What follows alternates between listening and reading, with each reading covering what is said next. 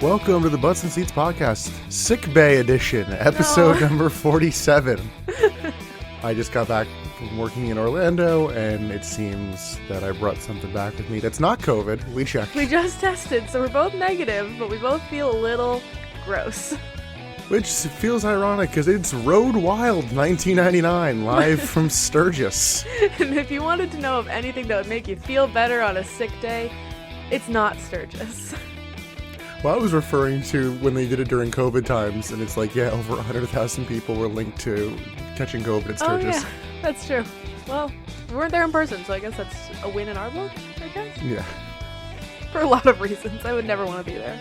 No offense to the people of Sturgis, South Dakota. It's just I hate motorcycles, and I hate the sound of motorcycles. It must be weird to live there during the other 361 days. True. Well, it's probably like ingrained in the culture. I mean, not this one rally, but motorcycle life, you know. So, Emily, before we get into this, what is it we do here? Well, Nick, I don't know how you don't know on episode 47, but we take a week-by-week look at the slow but inevitable downfall of WCW in the late 1990s. Sorry, watching WCW is giving me brain damage. I can't remember what we do each week. Who are you? What? So again, this is Road Wild 1999, live from, it's literally just like Sturgis, South Dakota. A field, just like a random parking lot. It looks like it's a festival lot, because like it has, you know, food stand set up, so it looks like it could be like a state fair. Yeah, the background like of the hard cam is just like cheeseburgers and steak sandwiches, hot dogs. Were you curious what a butterfly fry is? No, I think I missed that. One of the banners said butterfly fries, and I didn't look it up, but I am so curious what a butterfly fry is. So, Emily, before we get into this show, let's do what we try to remember to do each time there's a pay-per-view. Play a little game with The Price is Right. So, Road Wild 1999.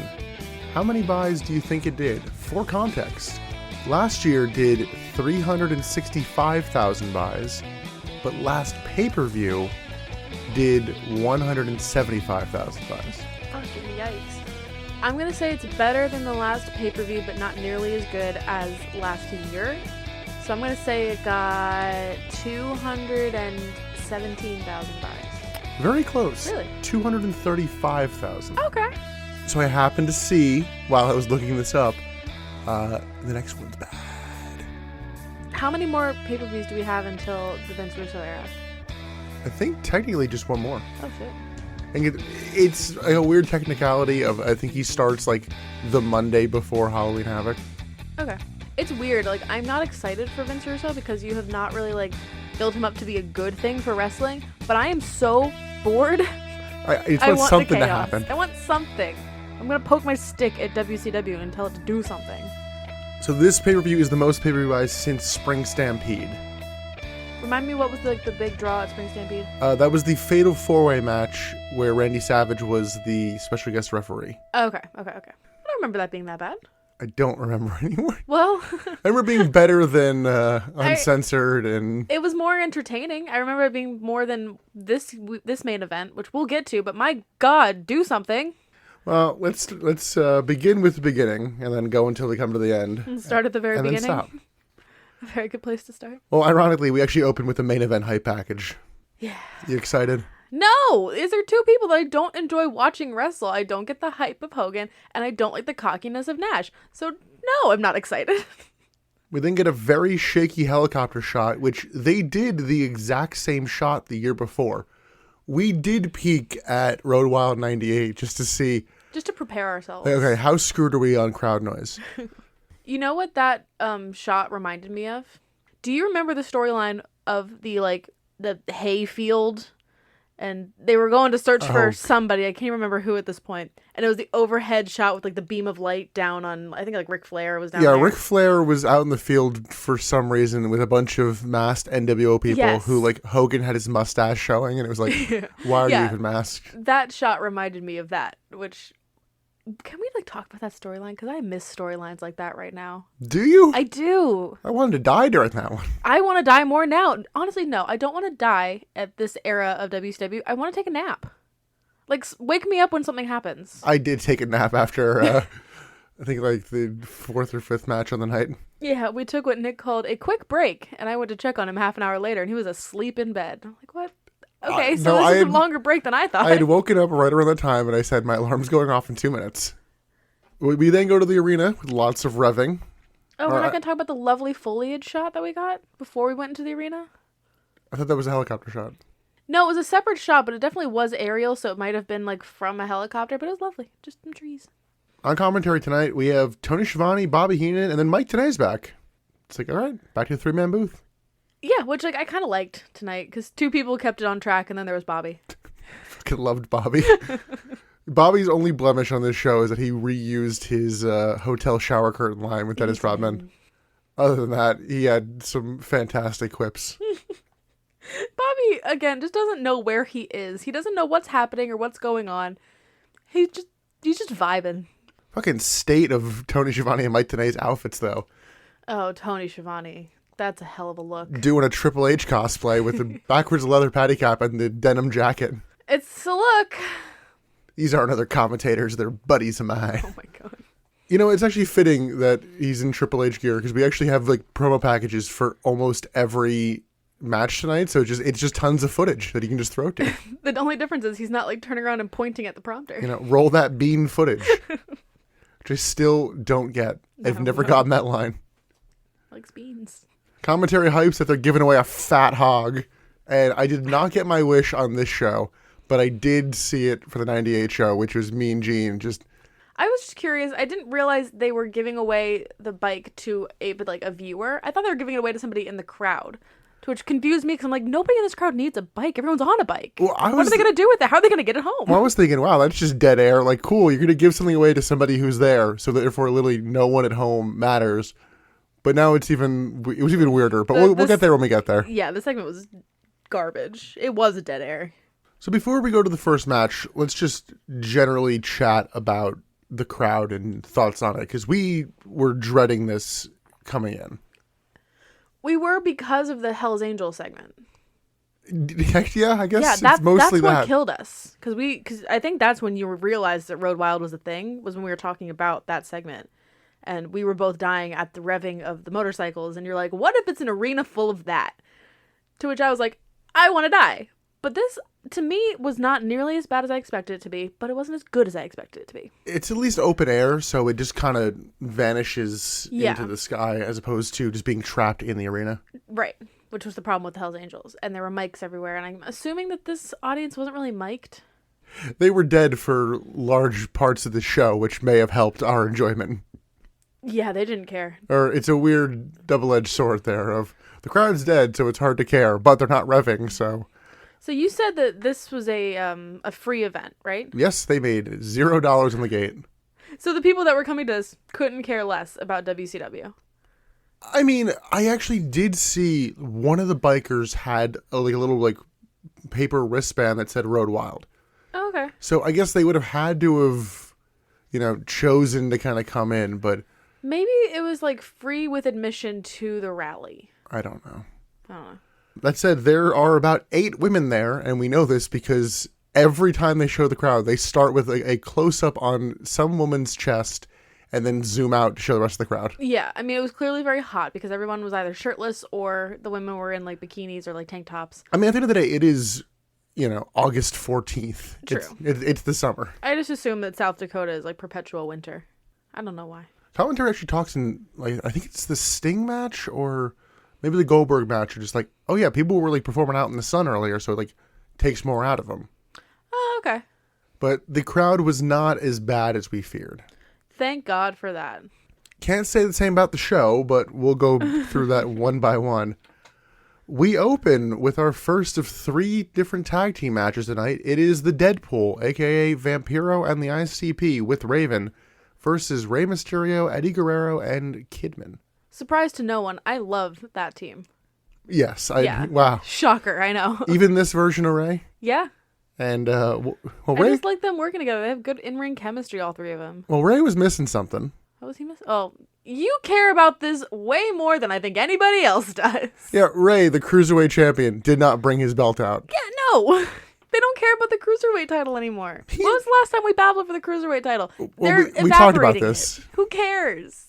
That title's gone. We're dead. It's dead. It's over. R.I.P. It's the same with the TV title. That's also dead, dying, gone, the end. Well, that one, at least I know, actually dies. The Cruiserweight title, I'm pretty sure, definitely sticks around because he makes the invasion. And I'm going to wait until we get there, but just know it's going to break your heart who Ray loses the Cruiserweight title to. For some reason, they're going to get Kevin Nash to be like, oh, I'm a Cruiserweight, and it's going to be him, isn't it? No. Although you did just describe the Samoa Joe X Division booking in TNA. Well. So it's Samoa Joe, so people were a little more willing to accept it. Samoa Joe.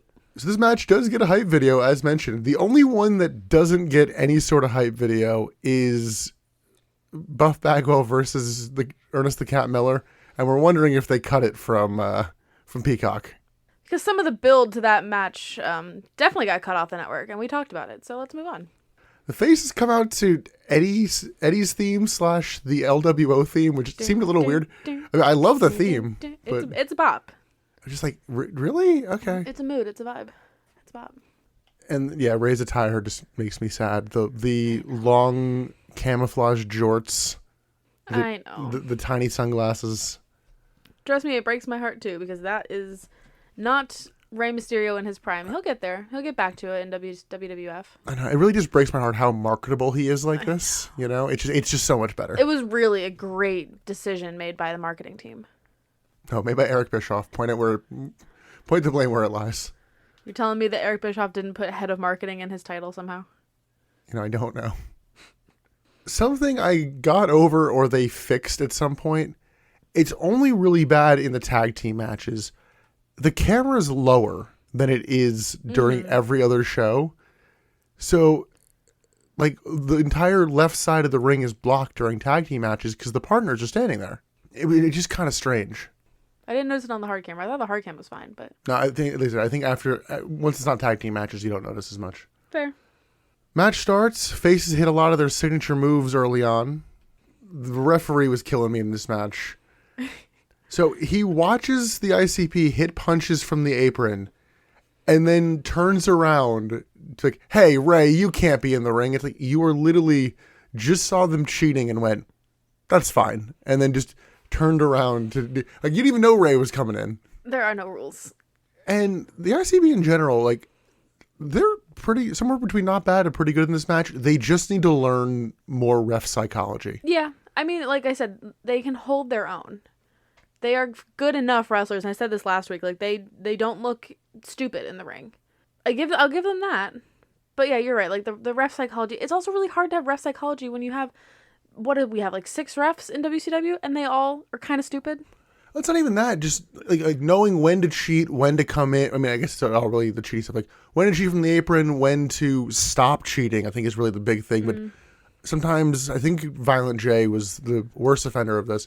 He would just kind of like come in. I think at one point he came in, didn't do anything, and just went back out because he's like, oh, I don't even know what I'm doing. But oh, well. Yeah, they just, I really wish Raven was more interested in helping them because I feel like he could kind of teach them a bit of just like, no, like now you cheat, now you have to stop. Because they were just not interested in anything. Yeah, but they were just constantly having the ref have to do mental gymnastics. And I'm just like, dude, just scold them. They won't learn if you're allowing them to keep doing it like this. It's like a puppy. You gotta train a puppy. We had a big Uranagi from Vampiro to Eddie. In a moment that you thought Shaggy 2-Dope tripped, but you actually see, and I think this is one of those moments where the weird camera angle kind of betrays it. Eddie bumps into one of the ropes, which crotches Shaggy 2-Dope on the top rope. Yeah, it's like the perpendicular rope to the one that Shaggy was on. So Eddie kind of like shook that rope, and it just shook them all. Well, he was going up in the corner, so it's kind of, it was one of the connected ropes to that, but whatever. Yeah, it's just one of those where the camera angle being as flat as it was, you had Vampiro standing on the apron, kind of blocking half of what Eddie was doing. I don't know. It didn't bother me. Like, when we rewatched it, it was entirely fine. I could see it pretty clearly. Eddie hits a superplex and then gets the hot tag to Ray, and Ray cleans house a little bit, including a lion salt. It's like, you guys are just taking all of Jericho's moves now that he's gone. The man's not even cold yet. No, that man's red hot and over in WWE. Raven gets physical with Ray for like the first time since he's been back. And Vampiro hits a Vampiro spike on Ray on the floor, which they're like, oh yeah, he also calls that a nail in the coffin. And it's like, okay, pick one, guys. Yeah, you gotta name it or don't. I mean, I'm still half the time calling it Hoovy Driver. Yeah. I haven't seen Juventud in a few weeks. He appeared for something. He just hasn't been in a meaningful story. Has anybody? That's a good point. We'll talk about that after this match. The heels work over Ray for a little while. He hits a split-legged moonsault, which you did not like. No, it looks stupid. It looks awful. It looks like a botch. It's meant to be he gets like spring off the top rope and like uses it as momentum to kind of turn into the moonsault. He gets spring off of his thighs? Yeah, just the way it's meant to like almost like slam him down faster. I didn't get that. And it looked like he fell and he just tried to like save it. Ray gets the hot tag to Kidman, and then the match turns into a bit of a mess for a minute. And Kidman hits a slightly scary shooting star press and gets the win. So we need to talk about the horn. Oh, fuck that. I never actually wrote down the horn, but... You didn't? There is somebody in the audience with not a car horn, not a motorcycle horn. Not a vuvuzela. Not a vuvuzela. But it sounds like a trumpet or a trombone or something that doesn't like change notes. Just, I don't know what you would call it. It's a horn. And they're just kind of blowing it whenever they feel like it. And sometimes it's, comedic genius. The timing. Oh yeah, the man occasionally has beautiful comedic timing.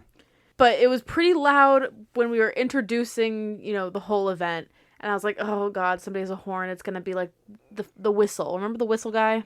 Yes, I do. Because I was thinking about him. You're thinking of Fonzie from ECW. Because I was thinking about, like, what match did we have to watch on mute? And I went, oh, yeah, that one. That one. I heard the horn. I'm like, oh, my God, it's going to be like that again. Because as an audience member, they can't stop him.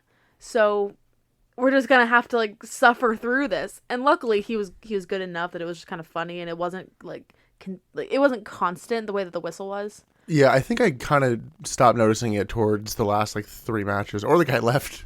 Maybe he left. I wouldn't be surprised. But, yeah, there were a couple times where, on the bump, it was like a, huh. Or, when somebody was diving off the top rope to hit the splash and somebody go, brrr.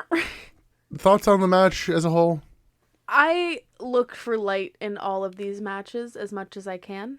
And I really love the tag team of Eddie, Ray, and Kidman. So for that, I enjoyed the match. I didn't hate it, and the ending was kind of messy, but as far as, the 3 tag team matches that we have for this was the most entertaining and the easiest to follow. Yeah, the ending, I wish it just been, 10% cleaner, and it would have been a little bit better, because I think some of that's also the camera work of, Ray hits a dive to the outside during that, and I'm just like, wait, what happened? The outside is so hard, though, because it's got that raised platform. Yes, so the ringside area is on a raised stage. With, what can only be described as a moat around the raised stage between the platform and the audience. Which I feel like they really should have just had the guardrail up against. Yeah. Although I guess the guardrail would have been tall enough, so you would have people just tripping over into the bikes. So I guess you do need. I don't know. It was a weird setup that made it really hard to do any kind of outside action. Yeah. This was pretty good. Like I said, the ref was killing it for a little bit for me. I didn't even notice the ref. Yeah, it was a lot of when the heels working over the faces, just the ref having to play so dumb. I'm just like, holy shit, dude. There was a moment where Vampiro was actively cheating on the outside. Ray goes to stop him. The ref goes outside and is like, Ray, you have to turn around. And then Vampiro pushes the ref, puts his hands on the ref. The ref's like, that's fine. Yeah, I mean, that was kind of egregious. But this podcast is also just becoming me telling Nick to calm down, let it go. They're going to break the rules and it's going to continue to happen. You got to let it go. Yeah, but then it's also you going, I can't follow if it's DQ or not. Yeah, because I can also give up. Yeah. I can give up. I can be like, oh, it was a DQ because he didn't like how shiny this wrench was or something. Fucking whatever. Because there's an instance of that later that I get angry about. Oh, yes. Both of us did. But see, you do care sometimes. That's the issue. I just want it to be consistent. Yes. That's the same thing I want. You are mad that this guy is bad at his job. I am mad that they're not following, set guides. This is just a bad ref. He's just a bad employee. Mine is just, constantly changing the rules up, and I can't follow that. Well, speaking of bad reffing, Charles Robinson's ref for our next match, and I think his storyline's just kind of done. Oh, yeah. I think he's just now a normal ref. He is just Charles Robinson. He's not Lil Nate anymore. Well, I think they'll probably still refer to them as that a little bit. I'm saying just going forward, they may mention it as like they mention that in WWE when it doesn't matter at all. It's just a nickname for him. I know, but we're not so far away from the actual storyline where he was Little Nate. So the fact that they're just calling him Charles Robinson now kind of feels more as if like we're just gonna pretend that didn't happen. I think they do give it a line of like, well, yeah, Flair's not in charge now, so if the guy wants to keep his job, he has to be a normal ref. Fair. Because even, I think they argue about him, and Bobby Heenan's like, yeah, I thought he did fine. And they're like, okay, well, yeah, when he wasn't reffing Ric Flair matches or David Flair matches, like, yeah, he's a good ref. So it's like, okay, they managed to, like, really sweep that to the side in a way where I didn't feel dissatisfied because it wasn't a key story. I guess. Yeah. It was a key story at the time, though. Yeah. It was the only story at the time. Plot twist, Charles Robinson was driving the white Hummer. Don't. Now, was it a white Hummer or a platinum blonde Hummer? Shut the fuck up. I'm so mad because they also brought up the white Hummer later and I'm mad about it. I need to soothe myself with my ginger ale. I might have an update on that, by the way. Fucking really? Potentially. I can't. So our next match is the Jersey Triad. And by Triad, I mean there's literally two people coming out. It's Bam Bam Bigelow and Kanyon versus Harlem Heat for the WCW Tag Team titles, which prompts a video package. When I guess call them the Triad. There's only two. It just feels weird. Oh yeah, I call them the Triad. Well, I call them the Jersey Boys, but you know. When they're coming out, Bam Bam Bigelow's title belt just falls off him. And I'm like, how? So I was thinking about this. As it happened, they kind of like both turned to each other and kind of like smiled and were putting up the one finger. I think that what they were saying is, the one time I try to put it around my waist, it falls off. I think that was the dialogue that was going on. Because he usually comes out with it over his shoulder. So they're walking down going, the one time! Kanyon tries to cut his Who Better Than Kanyon promo, and he can't even do it. The crowd just revs over him. And like, props to him, because he was trying to be like, oh, so some of y'all don't know how this works. I ask you a question, and I figure out if you're stupid if you answer it right. It was like heelish, but also like interactive. Like, let's play the game. Yeah, and no one was having it. Well, I was trying to tell at the start of it. I'm like, okay, is he shoot flustered or kayfabe flustered? Because it seemed like a bit of both. And then he kind of came back into it and managed to. I thought that with the cat later on too. I really could not. Oh no, tell. the cat absolutely. I feel it was doing a kayfabe. Oh really? Kanyon, I feel like it started with like a little bit of shoot fluster, and then he just ran with it. Yeah, he like leaned into it. Yeah, it just looked like he was getting a little shaken up. So Harlem Heat come out, all four men start in the ring, and the faces clear the ring, including some immediate miscommunication, which I'm like, no, this does not bode well. Commentary started talking about the relationship between Harlem Heat while they were on the offense. And Bobby says one of his classic lines. We missed one in the last match, but I'll get to later. And he says something about, like, you know, the brothers are trying to get back together, but, you know, emotional wounds don't heal. Ask my second wife. To which Tony goes, ask your first wife. And Bobby says, she's not with us anymore. Oh my God.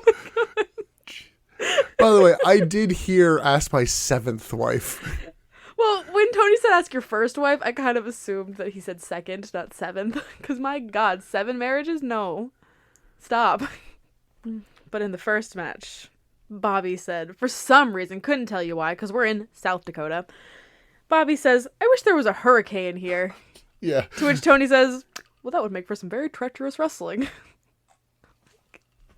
We're in South Dakota. There's not going to be a hurricane in South Dakota. Would it be a Durancho? Duratio? Duratio. Duratio? I thought it was Durancho. Jericho? You got caught in one of those. Yeah, in Milwaukee. Anyway, back to the match. Well, I would say, related to commentary, they actually do have a bit of good shot here talking about, like, the tag team ring rust on Harlem Heat, where, like, there's a spot where Booker goes for a scissor kick and, like, showboats a little bit, and when he goes to hit the ropes, Bam Bam pulls him down, so Booker tumbles at the floor, and it's like, yeah, in a singles match, like, that's not going to happen to you. Right. So they actually told an interesting story on commentary about needing to be able to think the same as your partner. It's like, yeah, they are a great tag team, but they haven't tagged together in like 18 months. So is this their first tag match together? No. We've seen it, but actually they've beat this duo before. A lot of these matches felt like I've seen this before. But no, he's got a point, because like they don't know each other anymore. it's been long enough that they've been single or with other groups. Yeah. Stevie Ray does big power moves because that's really all he's got. He tries to hit a scoop slam on Bam Bam Bigelow, and he barely gets him up. This is one of those moments where, because the crowd isn't revving and it's an open air thing, and I don't know how many people are there, the crowd just kind of comes off flat. I mean, I don't really blame him in this one, but you don't have an audience count for this show? No. I guess it would be kind of hard to know because there weren't tickets sold. Yeah, and I imagine people kind of come and go as they please. Yeah. Yeah, the crowd just doesn't seem to care about this, and they were a little distracting in the way that they didn't care. Like, they were just kind of doing their own thing, and I wonder how that affected the in-ring communication, too. It doesn't... This is a weird comparison. It somewhat reminded me of... It was one of the first couple Saudi Arabia shows WWE did, where they had the, like, high-class section.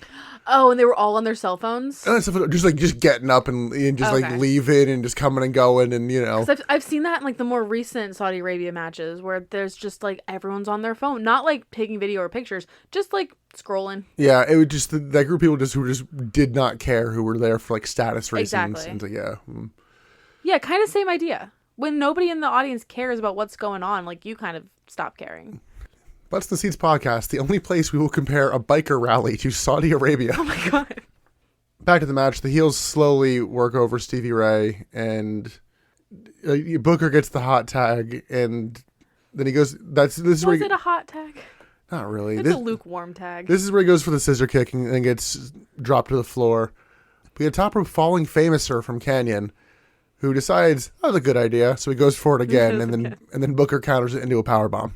We get a weird hot tag to Stevie Ray, and I'm like, ooh, this is really not hot. DDP runs in, because he hasn't been here the whole time. Bam Bam Bigelow gets thrown into him. Booker then hits a missile drop kick to Bam Bam Bigelow, and Stevie Ray gets the pin. And now Harlem Heat have the tag titles. Yeah, new tag team champions, Harlem Heat. Thoughts on the match? Yeah, I wrote meh. It was fine. It was boring. I'm sorry. Most of my commentary or most of my reviews on these matches are going to be, yes, it was a match. Yeah, Bam Bam did not have his working boots on. No. And Stevie Ray, unfortunately, has a much more talented brother that makes him look bad every time they team together. It kind of felt like they were all kind of phoning it in. Yeah, to a certain degree. Yeah. Maybe they were hot. Maybe it was, harder to work. But it felt like meh. I mean, I also have no idea how easy or hard it is to kind of read the crowd there. I mean, they kind of do the whole rev symbol, and it's like, okay. Yeah, so when Stevie Ray does the, like, rev up, guys, they rev up for him, but Kenny doesn't. He just gets booed. Oh, yeah, and commentary was like, Stevie Ray is a fan of automobile racing of all sorts, whether it be cars or motorcycles. And I'm like... Is that a thing? Okay. Does he, like, gamble on a NASCAR? I don't know. I don't know. Let's move on to our third tag team match in a row. Must we? It is the West Texas Rednecks versus the Revolution. We get a hype package, which literally consisted of one segment. I literally looked down to type out who was coming in. I look up and the recap's over. Yeah. It was so quick. I was like, was that a review? Same thing happened with Sid later on. Well, that's what happens when most of these matches have no real story or build going into them. Or the ones that claim to have a story, it's just like, you had matches. It's the most shallow of stories. The West Texas Rednecks come out, and they have their old theme back. They're doing I Hate Rap. Yeah. It just makes me happy. It throws off commentary, because they're like, you could hear the new song, and they're like, wait, nope, that is I Hate Rap. Yeah, they literally said, and this is a new song, Good Old Boys or something. And they're like, no, wait. So the Revolution come out, no Chris Benoit, so it is Shane Douglas, Perry Saturn, and Dean Malenko, and they come out in vastly different attires, so we're going to do a little quick speed round of... Who's that Pokemon? So the problem with these three is they are all in the undies. They are all in colorful undies with, shin guards and shoes, and that's all we had to go off of. Shane Douglas has tassels. I will let you know right now that the tassels did not come into... it was black or yellow tassels. Okay.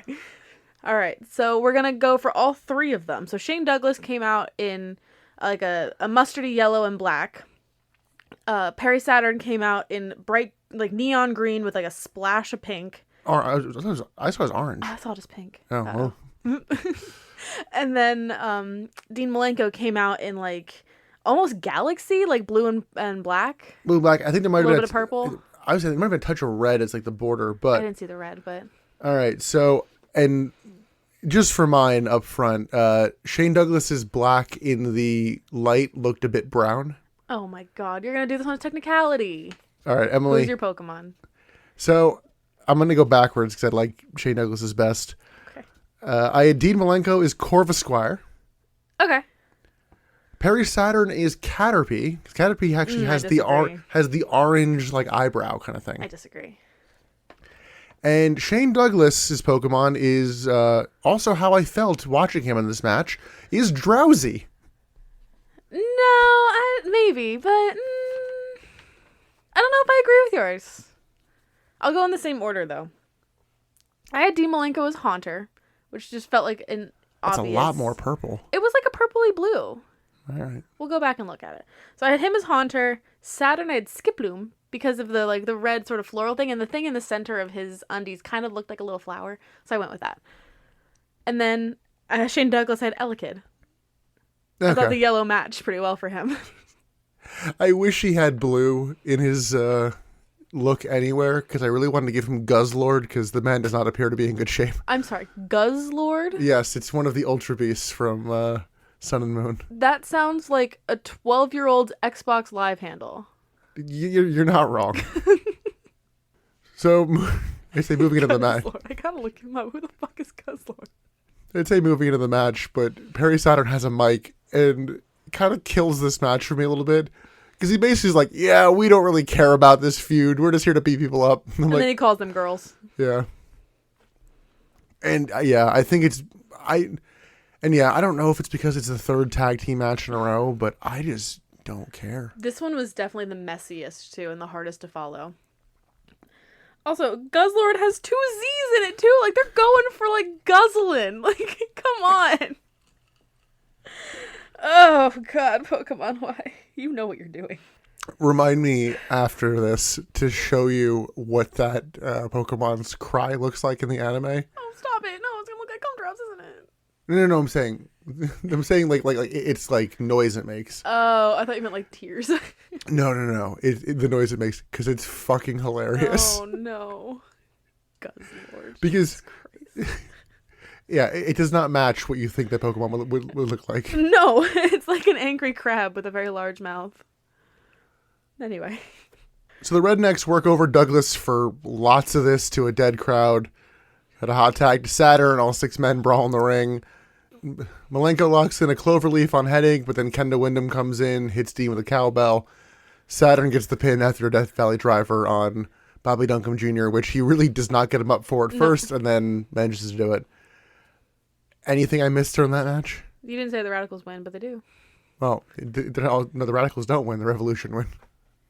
Oh, sorry. I call them the not Radicals in my notes. What really confused me in this, though, is when commentary started saying, "Oh, Kendall Windham is out in the ring." Because earlier in that match, I looked at Nick and I was like, "The West Texas Rednecks are just my NWO now," and he's like, "Okay, name the one redneck that is not out here." And I had to wait a second because I'm like, Kendall, I guess. He's like, "Yeah," and then Kendall's there. And I'm like, "Fuck, were you lying? Do you not know?" Because it was Bobby Duncombe Jr. You're like, wait, is that not Kendall? And I'm like, no, it's Bobby Duncombe. Also, you saw Barry Windham again, and you're like, who is that? I don't know who any of them are.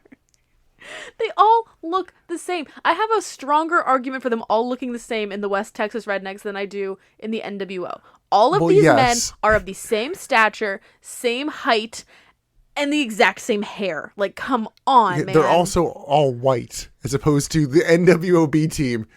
It was 5 guys, and 2 of them were black, and you're like, they all look the same. They did all look the same. I mean, I knew Vincent, but like... And Stevie Ray. Oh yeah, I forgot Stevie Ray was in the NWO. That was the whole thing. It really was. Now, quick, Emily, who are the other 3 in the B team? Hold on, I can do this. Was Shane Douglas? No, Shane Douglas came back and immediately joined the Revolution. Hold on. B team. Horace Hogan. Yes. Any name, Emily. I'm leaving in all this dead air. Think of any name, Emily. Think of one of the most generic names you can. Bryan Adams. There you go. You literally said, I'll never forget Bryan Adams. And by the way, ironically, the one person you're missing is literally the person you forget the name of every single time you see him. When you ask me these names, I just can't think of any name. A single name. By the way, he appeared on the most recent Nitro. Who was it? Scott Norton. God damn it. There's too many Scots. For first of all, there's too many Scots. There's 3? That's too many. Yeah. Literally only one of them's on television right now. There's too many Scots. So, I don't know. Hopefully this feud is either over or actually becomes a feud. I hope it's over. I'm ready for, like, a new era. Just flop everything, like, just start over. Well, commentary does note that, like, hey, there's going to be a new president at some point, so... Is it going to be a president that's part of the roster? No, Because I assumed they were giving it back to the network, and it was just going to be, like, vague man on a, you know... Oh, I'm kind of assuming cloud. it's going to be Eric Bischoff. That would make sense, and it probably is in shoot, Eric Bischoff. Kevin Nash is still, like... He's still booking, but that doesn't make him president. Well, I know. He apparently decided to finish this next match. Oh, God, really? Well, there's a lot to talk about with this one, because the next match is Buff Bagwell versus The Cat with Sonny Ono. Yeah, we get no promo package on this. And these two got into a shoot fight backstage. Was it right before the pay-per-view, or was it like that Yes. morning? Oh, shit. Because they were arguing over the finish for this match, because it was going back and forth who was going to win and then how, and Ernest Miller's still a little pissed about the blackface. As he should be. Yeah. But, okay.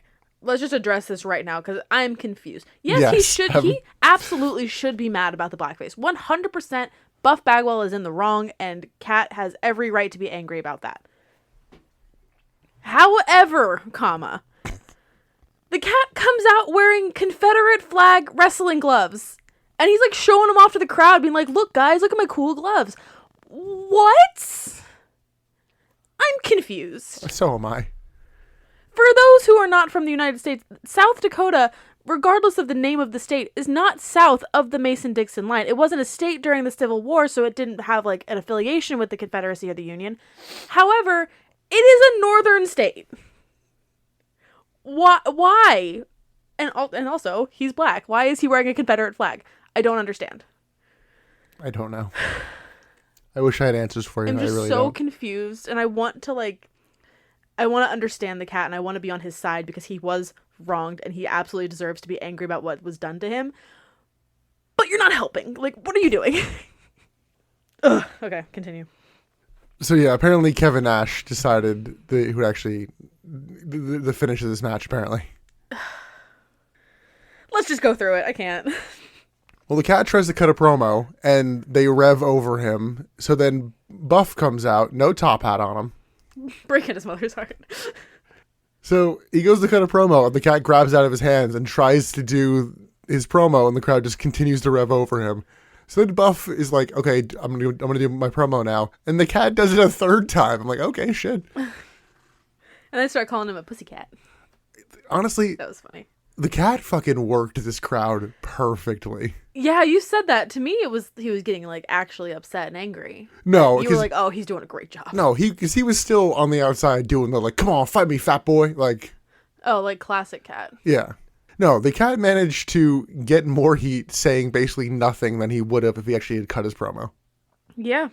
So Buff does finally like do his promo, and it's like, you're not a crowd favorite if you know what I mean. What the fuck? What is else? that? What do you mean? Because now I don't know what you mean. If that was supposed to be some sort of like in joke, I don't get it. And then he's like, and we can all agree that you're not Buff and you're not the stuff. Got him. So Buff starts with his stupid dance, and the Cat hits a couple moves and does a real dumb dance after each of them, but it's drawn heat, so. Yeah. We did not see the dancing shoes in this match. I'm just realizing that. Well, I think they were in the briefcase, which does play into the finish, but Yeah.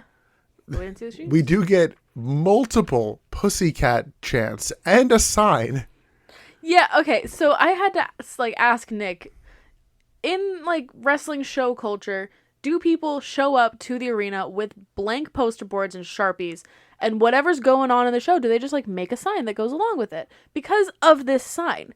It was just a white poster board with like shoddily written pussycat. Like not even in the middle of the board. It was just like really quickly scribbled on in large text. I was kind of wondering, I'm like, did we miss something on Thunder where they started doing this chant or something? But I'm just made that. Like, I don't know. Maybe. Should we be watching Thunder more? I don't know. We get real basic stuff from these two. Like, this match literally could have been from 1989 and it wouldn't have been out of place. Oh my god, it was so boring. We've seen this match before. Yeah. It's like exact match. I think the most variety we get is like Kat hits like a big thrust kick, but like Buff hits scoop slams, hits a fucking reverse atomic drop. I'm just like, really, dude? I feel like I'm saying I don't know a lot, but I don't. This is just boring. Why am I sitting through this? The Cat gets thrown into Sonny Ono's briefcase and then gets rolled up by Buff, and Buff gets the pin. And it was a real sloppy pin, too. Like Cat did not want to take that. Yeah, well, the Cat then beats down Buff after the match, and in the highlight of this match, Sonny Ono does the Buff taunt, and I fucking laughed. That was great. That was a shining moment. Maybe that'll be my best bit. They're few and far between, man. Thoughts on the match itself? No. Yeah, this was... This was not a good match. I thought the Cat did well enough with his character work. Yeah. But in terms of in-ring quality, it's just unfortunate that this is the match that had the most story build. Or I guess not the most, but the best. Yeah, I'm really hoping this feud is done. What feud has lasted longer, this one or Savage and Rodman? That started out of nowhere. So. But like, how many weeks ago? After the last pay-per-view. How long have the Cat and Buff been feuding, though? Right around the same time. Okay, so maybe this is equal build. I'm like, literally, I think... This is better build. I think the next match actually has kind of more build, but it's been unfocused. Okay, that's fair. Which I guess we should move into, because we have no further thoughts on the Cat versus Buff Bagwell. No. Our next match is Chris Benoit versus DDP for the U.S. title. Finally, it's not... Oh, wow. We didn't even, like, notice that we were out of the tag team matches. Yeah. We didn't even take note of that. But, yeah. Yeah, it's all singles matches the rest of the night. Which, really, they should have... Couldn't shuffle them in. Yeah, like, I mean, hypothetically, you could, like, open with the Goldberg match, and then kind of, you just go every other one. Right. Yeah, that would have been great. Instead, we get, 3 of those, and I think, like, 6 singles matches, just all back to back. No promos, no interviews. No. Nothing to break it up. Yeah, we get one giveaway, and that's it. Oh, that's after this one. Yay. This is a no disqualification match. Yes.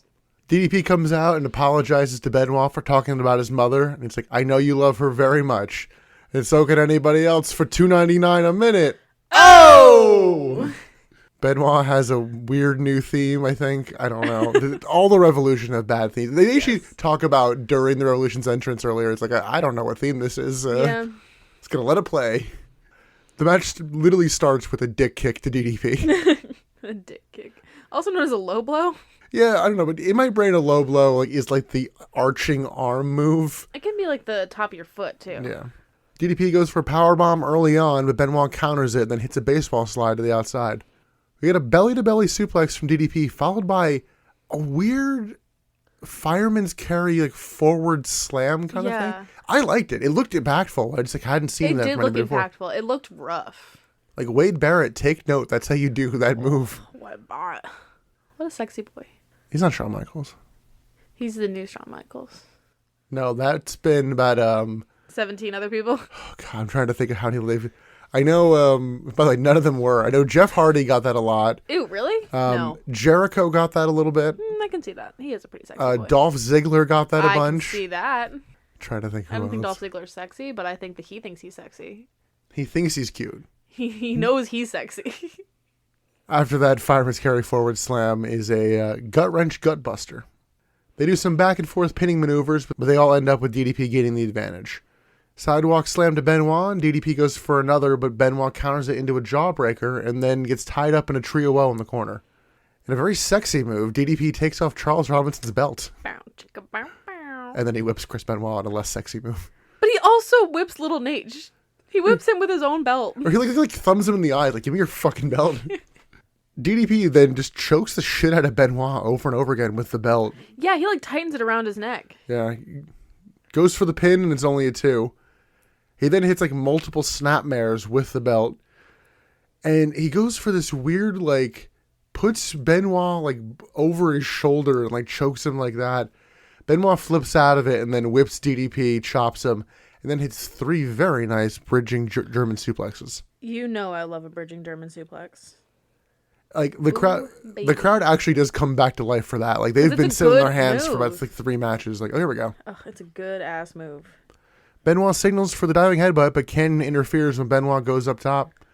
Benoit then throws DDP into Canyon, but DDP kicks out of the roll-up, counter to the last match we just saw. Bam Bam Bigelow then comes down and hits a really shitty splash, like kind of seems to land on his feet right before getting to Chris Benoit, which is where they show the Revolution watching backstage, and I'm like, oh, okay. Like, they're actively saying, like, oh, yeah, he wants to do it himself, they're not going to help, and I'm like, his title's on the line. And they weren't even like, oh, I gotta go help him, but I can't. They were just watching. I mean, they could go help him. They absolutely could. They could have, but they didn't. And there was never even like the inkling that like, you know, if Perry Saturn was like, I gotta go help my boy, and the other 2 were like holding him back, like, no, we can't. He needs to do this on his own. That would have been a better story. This was just 4 guys watching TV. Yeah, it just made them look like bad friends. Yeah, kind of.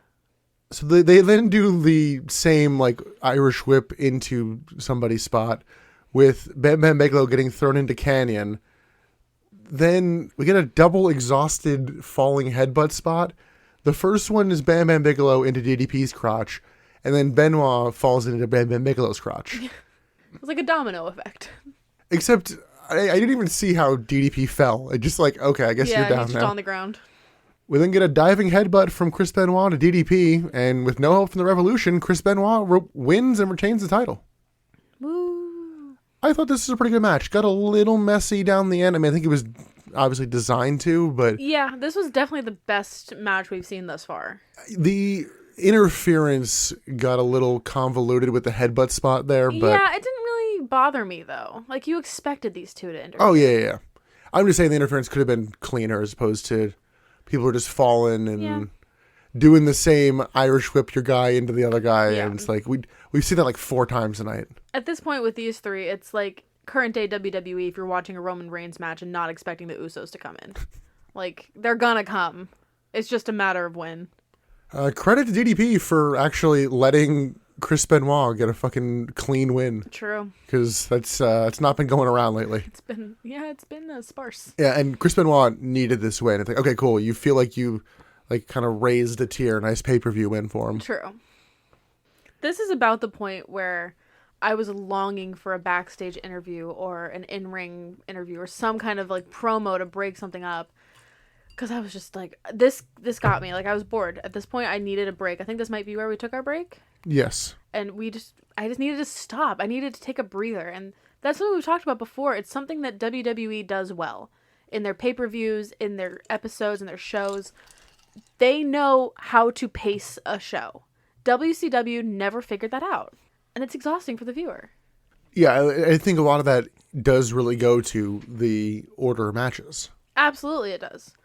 But when you're putting on a 3-hour product every week, you need to recognize that your audience is not going to want to sit through 3 hours of the exact same thing back to back to back to back to back. It needs to vary it up. The same way, like, why did we just watch 3 tag team matches and now we're going to watch 6 singles matches? Yeah. Oh, and also, it was 3 tag team matches with the faces winning all of them. Yes, it was the same thing. Also, there were no Nitro girls in this pay-per-view. Yeah, that's fine. That's something that would have broken it up, though. Yeah, they are Nitro girls, not pay-per-view girls. I know, but it's Oh, something. God, pay-per-view girls are very different things. Don't they come to the pay-per-views, though, sometimes? Sometimes. Although, they did also have their Nitro Girls pay-per-view. We are not reviewing that. You sure? Yes. Episode 100. Absolutely not. So post-match commentary hypes up the main event coming later in the night, and then throws to, like, Chad Damani? I don't know. Or he's with something. WCW.com. Oh. Yeah, he's here to give away a motorcycle. Introduces the president of whatever company. I forgot what company Doesn't matter. it was. And the winner is Darnell Potter. So you wrote down the winner's name, but you didn't write down what company of the bike that he won was? Yeah, I mean, Darnell Potter, a bit overrated, has like a 5.7 on Cage Match. I think he tagged with Chuck Palumbo for a little bit. Anyway, congratulations, Darnell. I hope you sold that bike. I worked so long to think of who's a fucking no-name I could work in. Think I would tag with this person. I'm like, what have you done with your opportunities, Chuck Palumbo? Nothing. I hope he got a good chunk of change for that bike. I did laugh how it's a custom bike. It's like you put a decal on it. Yeah, you slapped a sticker on it. That's like me saying that my water bottle is custom because I have a sticker on it. I mean, it is. I don't know where it came from, but I have the women's WWE belt sticker on there. I don't know where I got that sticker from. I think it was from like when I got you the t-shirts. Oh, maybe. All right. I don't even know how many matches down, but we have 4 more to go. Next up is Sid Vicious versus Sting with the world's shortest hype video. Because again, as mentioned during the last episode, this really has no story. This really was a blink and you'll miss it setup. Yeah, although we get a lot of fireworks for Sid.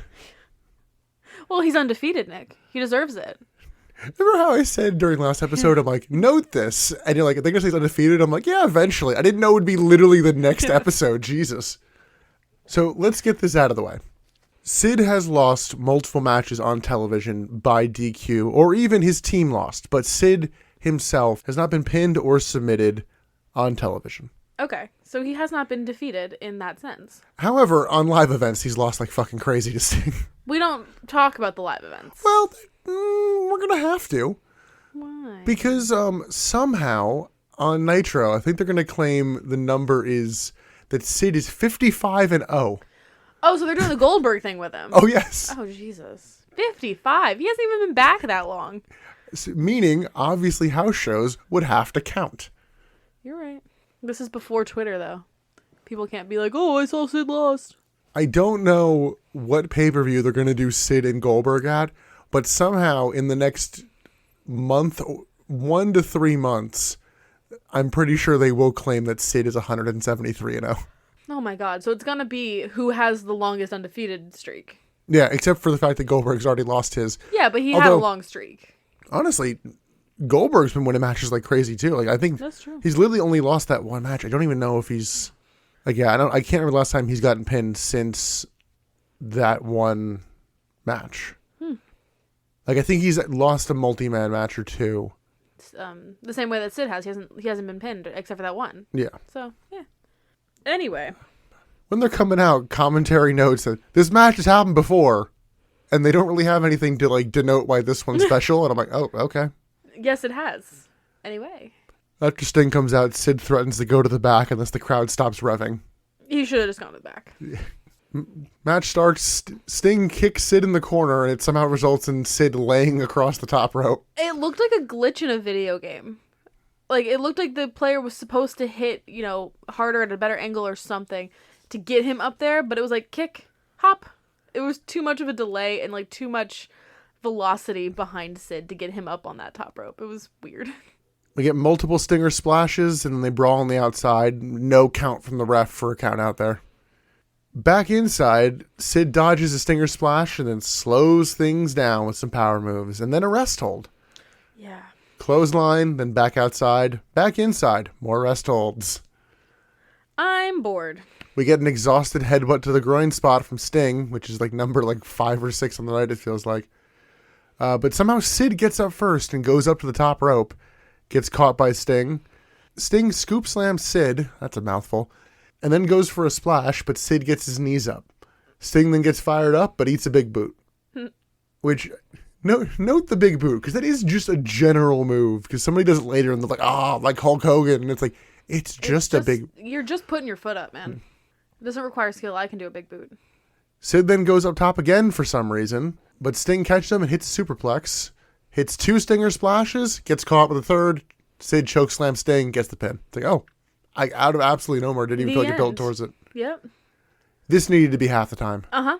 There was a point in this match where Sid throws Sting to the outside and throws Sting over the guardrail into a bunch of kids, one of which is wearing a Sting mask, Which I'm like, that's just like peak heel. That's just evil. You're having this kid watch his hero die in front of him. Well, not to be outdone, when they go to the outside, Sting throws Sid like into the barricade, and Sid just like melts over it, and it's like, how? Yeah. This match felt very choreographed in that sense. Like, okay, I have to do this here and this here and this here, and none of the moves really melded into each other well. Well, if they considering they're going for the Goldberg thing, it's like, why are you exposing him like this? Yeah. Have him go 5 minutes. Have him kill dudes. Yeah, exactly. Like, we knew what we were getting with the Goldberg matches. He comes out, does his little smoky mouth, spear, the end. So, we know where we're headed. I just don't know how long it'll take to get there. Probably not long. Yeah. Honestly, probably not long. You're telling me this company's not going to be patient? No. Well, let's go to the man they're building towards. It's Goldberg versus Rick Steiner. We noted that Ray did not come out with the Cruiserweight Championship. Rick Steiner is still a television champion. This match is not for that. And nor does Rick come out with the belt. These are two belts that they don't care about anymore. And in a weird entrance moment, because I know we've talked about this with Goldberg lately, and I'm almost wondering, have I been wrong about other weeks? Goldberg comes out to his 2003 WWE theme. Yeah. It's real strange. I don't know. And unfortunately, as somebody who did not grow up on Goldberg, I'm fooled enough by the WWE theme that I'm just like, oh yes, this is just Goldberg music. Yeah, I'm just assuming it's the same copyrighted song that keeps getting dubbed over. Well, sometimes it does, sometimes it doesn't. That's the weird part. I don't know. So this match is hard hitting to start, to the shock of no one. Yeah, exactly. Goldberg hits a thrust kick, and then Rick Steiner bails to the outside. Rick pushes the ref into Goldberg, who Goldberg kind of neatly catches him and is like, okay, go over here. And then Rick Steiner low blows him. Rick then pulls the knee brace off of Goldberg and wraps it around his arm. And welcome to Rick Steiner's offense for the next 5 minutes. Tell me how this isn't a weapon shot. This is DQ. This is quintessential weapon shot DQ. Yeah, Tony Schiavone's logic is that this isn't a DQ because it's not a foreign object. That's what he said. because he wore it to the ring. It's already been okayed. So in that logic, we can use belts all the time. We can use shoes all the time. We can use brass knuckles if somebody wears them out. What? The ref would stop brass knuckles. I had the same thought. But what if it's just a ring? You know, they're like, oh, this is my ring. I wear it all the time. Bam. I'm with you. This should be DQ. Although, Hulk Hogan wears that fucking weightlifting belt, he used to, and he used to use that weapon every fucking match. Yeah, but he's also Hulk Hogan. So no, I'm with you. It's like using the metal brace as a weapon. This is a DQ. Yeah. I don't understand the logic behind it. That's what pissed me off. I don't know if it made me happier or more annoyed that Tony Schiavone was like, oh yeah, it's not a DQ for this reason. And I'm like... Yeah. Trying to justify it, yeah. Yeah, because Rick just puts it on his arm, hits Goldberg over the head a bunch, hits an elbow drop with it, hits a clothesline, even chokes him with it. And I'm like, okay, that's the one where I'm like, even in your logic, it's like when people wear ties to the ring, you can't choke them with a tie. Right. So Steiner flips off the crowd, continues to work Goldberg over with the brace. He finally drops the brace and hit a belly. Goldberg kicks out, so then Rick Steiner grabs the brace again. Get a sloppy DDT to Goldberg. And Goldberg just kind of gets up, hits a press power slam. Ooh. Then hits a spear, that's jackhammer, and gets the pin. Yep. The exposed knee played nothing into this match. Nope. Just gave Rick Steiner an excuse for some offense. And made us mad. That's it. Yes. There was just way too much brace action. If it had been a spot or two, whatever. Fine. It was just the entire offensive maneuver. And the fact that it didn't play into anything with Goldberg just made it seem even more dumb. Especially because in the early to middle parts of this match, commentary talks about how Goldberg's working hard to become a more well-rounded wrestler. He's working on a bunch of submissions. And I'm like, wow, wouldn't it be clever as hell to have him go for the jackhammer and he can't lift him, so he has to win with a different move, like a submission hold. Yeah. It's almost like that's how wrestling should work. You should book wrestling, Nick. But for all I know, Rick Steiner's like, no, I don't want to tap out. Maybe. Yeah, you kind of forget about the diva stipulation. So yeah, Goldberg wins. This feud definitely feels over. I hope so. I'm done with all of these feuds. Like I said before, I Yeah. want it to all be like clean slate, done, start over, do something new.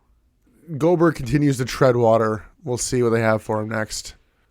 Well, speaking of storylines that are ready to be done, next up is our second to last match of the night. It is the Macho Man Randy Savage versus the Worm Dennis Rodman. When did he get that nickname? It's an NBA nickname. I don't okay. really get it.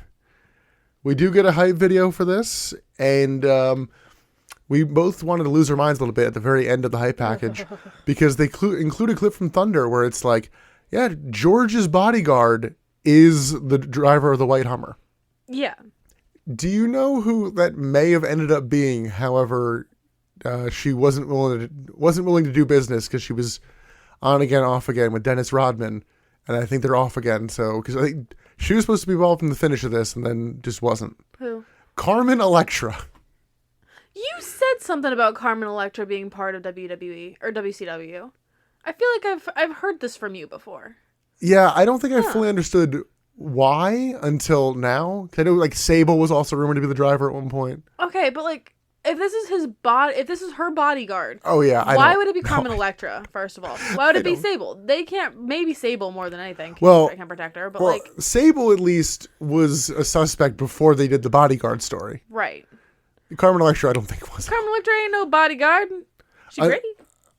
Unless they mentioned her in that one random article where like an interview with Eric Bischoff. Who does he think did it? Oh god. At this point, Eric Bischoff did it. Yeah, I mean that's my final theory. Eric Bischoff did it. You know what? I'm gonna go dumber than that. Kevin Nash did it. Kevin Nash drove the Hummer into himself. I mean, to be fair, it's not. What if Scott Hall did it? I would say it's not the first. turn. It's not the first time they've had a mystery with Kevin Nash be. It's Kevin Nash. Remember the whole CM Punk storyline of who texted texted Kevin Nash to stick the winner? It was Kevin. Kevin. About that on the podcast. A while back, Nick and I were doing a watch through of CM Punk's run in WWE, and we had just finished an NWO storyline in WCW. We were watching for the podcast, and we're like, okay, we're gonna take a break. We're gonna pop back over to CM Punk. And I knew, and I didn't have the heart to tell you. The first episode we popped back into. Who walks down but good old Big Sexy? I had like an out-of-body experience. With the NWO theme, too. I was so confused because this was also like late at night. I wasn't really... When we watch SmackDown or Raw, we don't like watch it to pay attention the same way that we watch WCW. So I was kind of like in and out. Maybe I was on my phone. And I just heard the NWO music play and I was like, oh yeah, okay, well, it's the NWO, whatever. And I had to catch myself and be like, wait a fucking second. We're not watching WCW. Why am I hearing this? And you looked at me and I was like, haha. I wanted to kill you. That's not uncommon. No, it is not. Love you so much. So last note from this video package, they had the clip of Dennis Rodman coming out and they once again do not have the line of, are you mad because I had sex with your girl? And they very much try to downplay that because even Mike today on commentaries at one point, like, after he like abducted Gorgeous George and did something. Yeah, I think you were onto something. I don't think Turner liked that storyline. Well, in the package, Swole appears alongside 4x4 to try to like talk him down and be his backup. Okay.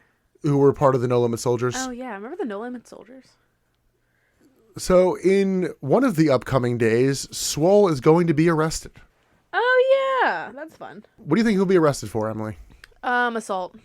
No, much more innocent than that. Driving a white Hummer. Despite being paid $400,000 per year, he did not pay his child support. Oh. Well. Yeah. Well, we get moving on to this at match. least it wasn't, assault or abuse.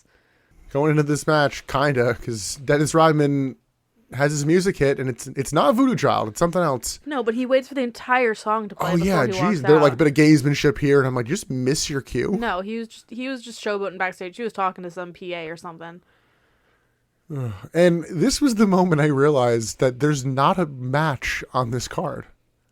Mona versus Medusa just stopped being part of this show. Which I'm kind of sad about, because I wanted that match to happen. I like women's wrestling, so I like seeing it whenever I can, which is rare.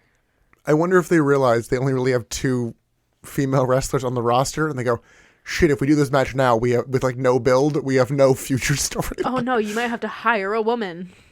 So after Savage comes out, Dennis Rodman grabs a mic and he's like, hey, where's my bitch? It's like, oh, okay. But then Randy Savage comes back at him like, yeah, tonight you're my bitch. Honestly, he showed some good energy with it. I was like, oh shit. Like the crowd got behind him and he's even like, and the rest of you can fight for sloppy seconds. Yeah. It's like, oh shit. I was expecting a lot more ridiculous ring attire from Dennis Rodman. He's pretty much just wearing sweats and a tank top. Yeah. I liked his robe that he came down in though. Yes, the shower curtain line from Bobby Heenan returns. It was more like a motel comforter. Yes. It was red and floral and tacky. They start by brawling around the outside, but back inside, Savage bumps around like a boss for Rodman. Like, he's really trying to make this work. He is. I mean, like, give credit where credit's due. Like, he made Dennis Rodman not look bad.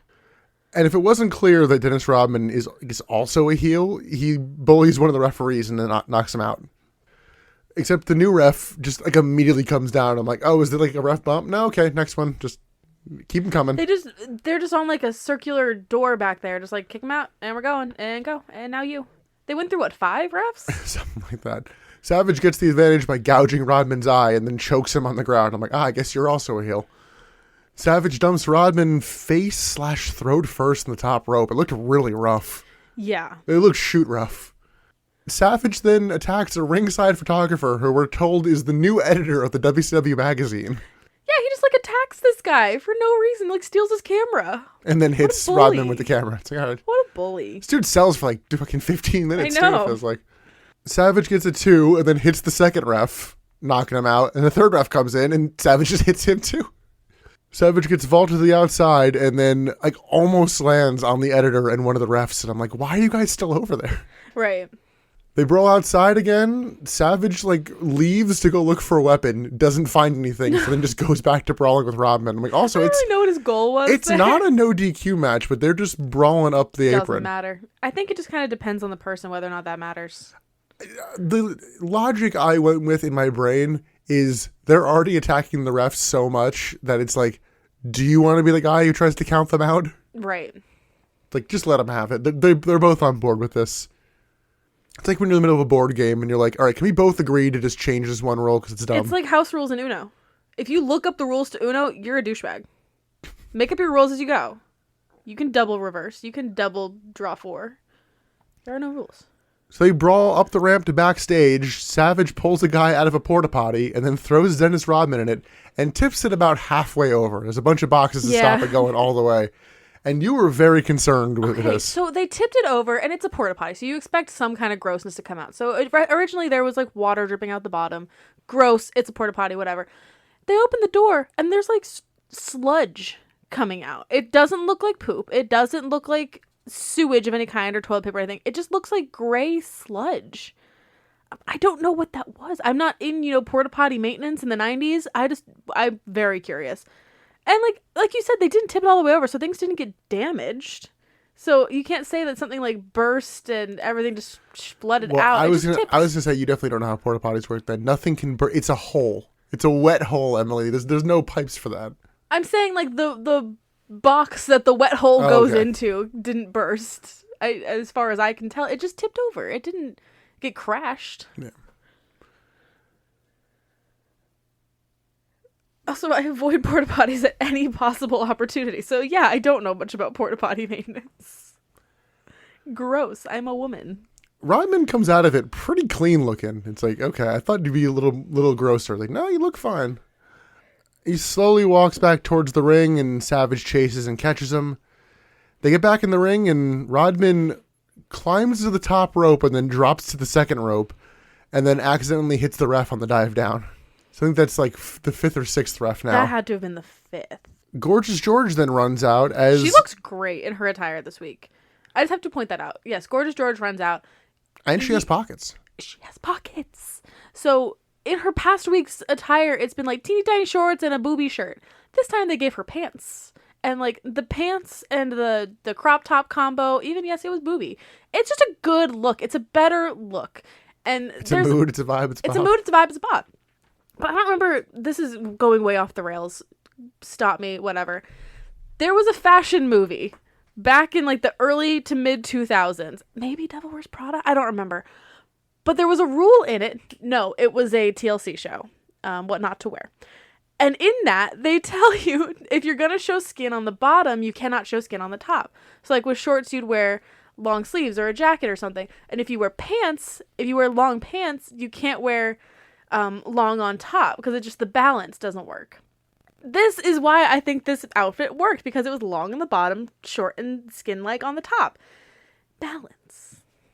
I just realized you say that as somebody currently wearing long sweatpants and a tank top. It stuck with me. Let's get back to the match. So yeah, Rodman has Savage in a sleeper hold. Savage gets out with a jawbreaker. So Gorgeous George gets in the ring and hands Randy Savage a chain to wrap around his fist, which I think the crowd largely misses. Yeah, it was not a very big chain either, so I wouldn't be surprised if they missed it.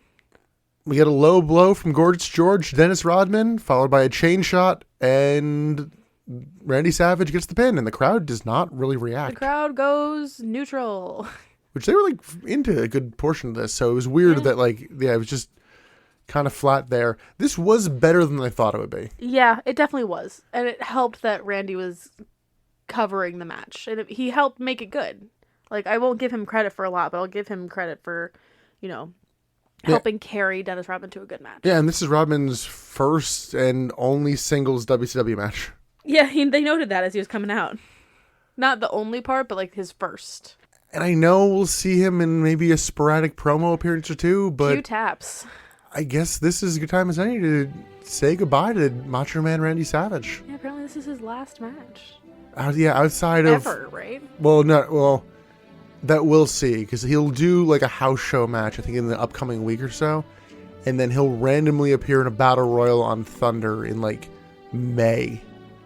So this is morbid. What year did Randy Savage die? After 2010. Really? Yeah. Oh, what was he doing for all that time? Just not being in wrestling. Listen, there's a lot of conspiracy theories about why he never got accepted back into WWE, but neither here nor there. I think his last match was actually in TNA. Oh, okay. Not counting like a house show. Not counting Spider-Man. No, we're not counting Spider-Man. Bone Saw McGraw. It was a very weird relationship we had with Randy Savage. I have the same relationship with Randy Savage that I think I have with Hulk Hogan. I did not see him in his prime, so therefore I do not understand the hype. And I've only seen them in my opinion, when they are on the downward spiral of their career. Yeah, I will say this. Randy Savage's downward spiral is a lot faster and weirder. It was more of a plummet, yeah. He was in the NWO and he was still kind of doing the Macho Man thing, but this weird new version of him that came back, it's just like... abusive boyfriend. Well, yeah, I mean that, but just like his like style and look, and it just doesn't feel like Randy Savage. Yeah. Fucking space cowboy Randy Savage, right. whatever he's calling himself. Yeah, that kind of stuff makes me think that I need to go back, and I've considered doing this in my time off right now. Going back and watching like WrestleMania 1, 2, 3, like the OG stuff. Like I know it won't be as good as I think it will be, but just to see where we started. I mean, even in like 98, he was doing good work. Like I think it was 97, 98 where he has this whole feud with DDP where he like really wants to put DDP over and like make him a star. And it's like, it's just so quick how much just like, oh wow, this is a weird dude now and I don't like it. Right. Yeah. And then they put the title on him, have to lose it a day later. And it's like, oh yeah, also you're beating your girlfriend. Right. Which doesn't help when you kind of have a sketchy personal life. Yeah. Yeah. I think I've watched his Dark Side of the Ring episode. So, Randy Savage, I can't even say he'll be missed. Yeah, I'm sorry to say you won't be missed. It's a bummer. Maybe you inspired Emily to go check out some of your older stuff. Yeah, because I want to understand why he's so revered. Same with Hogan. I want to understand. But from what I've seen, I don't get it. Well, speaking of Hulk Hogan, let's go to our main event. It's Michael Buffer time. For the first time in months. Yeah. I was going to say weeks, but no, it's been months. Main event of tonight. It's Hulk Hogan versus Kevin Nash for the WCW title in a dual retirement match. Loser must retire. Or, as they apparently described it on the hotline, loser takes time off. No. I hate this industry so much. I've not heard it. I've only seen it in text form, so I don't know if that was meant to be tongue-in-cheek from them or not, but... I hope so, because good God. Wow. I'm sorry, I'm mad. At least they're aware. We get a hype video that might just be the one from the opening. Maybe. Get ready for a short recap, folks. We get some big Hogan chants to start, and Did you notice it got breezy? They were both having the wind machine effect. I'm bringing back a segment. It's called Bump Count. Oh. By the way, in this, I do not count falls from punches or kicks as part of this. Oh, okay. Only like maneuvers. Okay. So Emily, what was the bump count for Hulk Hogan versus Kevin Nash? Nick, I'm going to be straight up honest with you. I zoned out for a lot of this match. So I'm going to say the bump count was 2. Ooh, so close. 1. 3. Because the match kind of starts and... No, it doesn't. Don't even say that it starts. The bell rings. Bell rings. Hogan can't get out of a headlock. For a long time. Well, the way he gets out of it is with a bump. He hits a back suplex on Kevin Nash. And then Kevin Nash bails to the outside. We get a test of strength spot, and Nash... Don't get me started on how stupid that spot is, too. It's as stupid as the fucking bear hug. I'm sorry. Nash works, so I'd say it's worse. Oh, I'm a big, strong man. You're also a big, strong man of my same height and stature. I have weak wrists, apparently. What? Nash works over Hogan with strikes, but he misses his framed-up elbow. Because he takes like 4 years to do it in this one. By the way, this is a 12-minute match. 12 minutes too damn long. We get a side slam from Nash in bump number 2.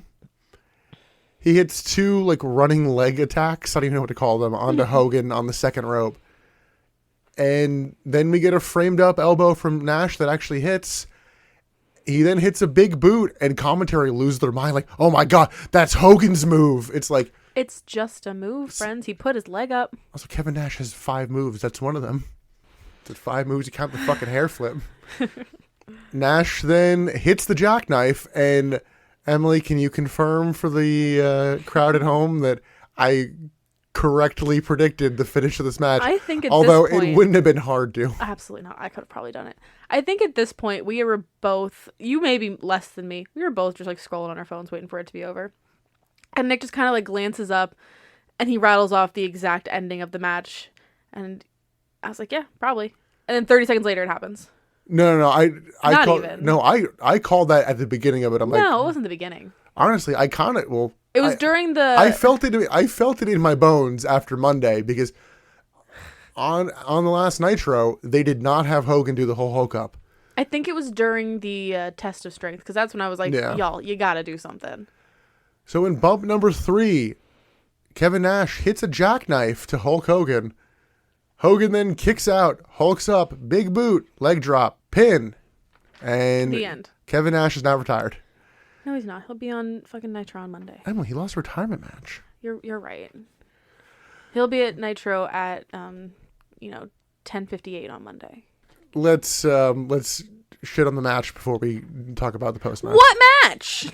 Yeah, this was terrible. What fucking match, Nick? This reeked of we've already got their money, except we don't even have their fucking live crowd money. We just have the pay-per-view money. This is what I'm saying, like phoning it in. Like everyone was just kind of like phoning it in. I already got paid. Fuck you guys. Go home. Yeah, I think I understand a little bit more, unless the build is terrible, why the next show has such a lackluster buy rate. Yeah. Because this was your main event. You paid Michael Buffer to come do this main event. It was rest hold after rest hold. I wanted to poke a stick at the TV and make it do something. Are you shocked?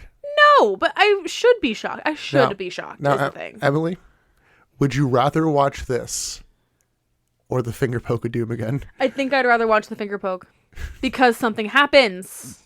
It's fucky and I hate it, but something happened. Nash takes a bigger bump in that than he does in this. Yes. I'm just tired of big, strong men staring each other down. I'm tired of it. All right, so make your official prediction. How long will Kevin Nash be off television? So realistically, what I think is going to happen, I don't think that he will be live at Nitro on Monday. I think there will be an offset pre-recorded thing of him going up to like Dusty Rhodes or something and being like, look, man, I gotta get my job back. Like, you need Big Sexy. Like, I can't retire. Like, whatever. Asking for his job back, whatever. Maybe Eric Bischoff. But they'll say no. And then the following week, he'll like appear as an interference to somebody's match. So I'm thinking he has a week away from the ring. And then he'll come back and be in the ring. My prediction is he'll be off TV until after the next pay-per-view. He really? And then he won't wrestle for a little while. He'll have to be because he's retired. He'll just show up and cut promos. No, that's way too long. And then I think by Halloween Havoc he's going to wrestle again. That's way too long. Again, you think this? No, you can't do that. Yes, they can. They've done worse. With the retirement stipulation, I don't know. I don't think I have no faith. I don't know. I think he at least makes it to the next pay-per-view. I don't think that he will be off television. I think he'll be away from the ring, but I think he'll be on television. Oh God. I just had a terrible thought. What if he gets named president? Wouldn't put it past him. Fuck. I hope not. Well, this was a bad show with bad pacing. Now I'm angry and sick. I need another hit on my medicine. I have to do another shot of apple juice. For those wondering at home, liquid Mucinex is the only thing that works, and the best chaser for it is apple juice. Apparently. Do a shot of apple juice. It works like a charm. God, any final thoughts on the show as a whole? I wanted it to be both worse and better. I wanted to either come into this recording like, what the fuck was that? This was such ridiculous bullshit, yada, yada, yada. Or very impressed. I wanted one of the two. I got neither. Yeah, this feels like a lot of the last couple Nitros where it's just like, it's nothing. There's no substance. No, there's absolutely no substance. There's no heart, there's no charm, there's no nothing. Like, it feels like everybody's just kind of going through the motions. Yes. It really does feel like that. Well, I guess let's go through our motions and let's go to Best Bit and MVP. Fuck, I didn't even think about this. I meant to think about it while we were talking. Emily, what is your best bit? I guess I'll give it to the match of the night. DDP versus Benoit. Yeah, I'm assuming that was yours too. That's what I had, yeah. Yeah. You sure you don't want to give it to Sonny Ono doing the taunt? For variety, I can. He can be an honorable mention. Okay. And Emily, who is your MVP? I'll give it to Bobby Heenan. Bobby, just for, again, being a light source in this godforsaken show. There's a light over at the Frankenstein's place. Exactly. I am going to give mine to literally the last time I can. I'm giving mine to Randy Savage. Really? I guess he did put on a good match. Okay. I thought that would have been worse, and I think in the hands of a worse wrestler, that would have been a bit of a shit show, and I don't know. I don't really feel strongly about anybody else, so let's go with him. Fair. Or, actually, I'm going to give it to Darnell Potter. And his fat hog. Yeah. Ooh, the worst part about that giveaway is it was not someone who was in the arena, so you couldn't even see Darnell get his bike. It was just backstage, and the winner is, and they couldn't get the name out of the stupid rolly thing. And the winner is this guy. Congratulations. Oh God, Back to you. I'm gonna have to show you some mid '90s WWE giveaway where it was okay, there's 24 cases, pick a key. And the two people pick, they don't get it. And two people from home pick, they don't get it either. It's the correct one was 6. No one wins. Just and then, but I don't think they come back to it. Just that's it. It's just about as good as the Grain Inspector. Oh no, somebody won that one. We won that one. The viewers at home won that one. Did they? I feel like I did. Oh, let's get out of this one. Our next episode is gonna be the Nitro right after this. That'll be episode 48. We have the Nitro after that for 49, and then episode 50, a special bonus episode, including a shot. Whoop whoop. Until our next episode, which hopefully we'll try to put out a little bit quicker. Yeah. You can follow us on Twitter and Instagram at Butts in the Pod, and on Facebook at the Butts in the Seats Podcast. You can also listen to all of our back catalog on Apple Podcasts, Google Podcasts, Amazon Podcasts, Spotify, Stitcher, and iHeartRadio. Good job. As well as maybe another spot or two. Let us know if there's anywhere that you prefer to listen where we currently aren't. Also, I've been peeking. There's been a couple more. Feel free to leave a rating or review. We'll peek at all of them, and we will do our best to take all suggestions seriously, except if it's get rid of Emily, which, I've been trying. Did somebody say that? No. Oh. I was saying if they say that. Oh, I would have been so sad. Yeah, I've had just- a rough week. I don't need that blow to my ego. Just listen to me react off myself. Yeah, that would be so hard. Until we review the August 16th Nitro, I'm Nick. I am Emily. And thanks for listening to the Butts and Seats podcast. Bye.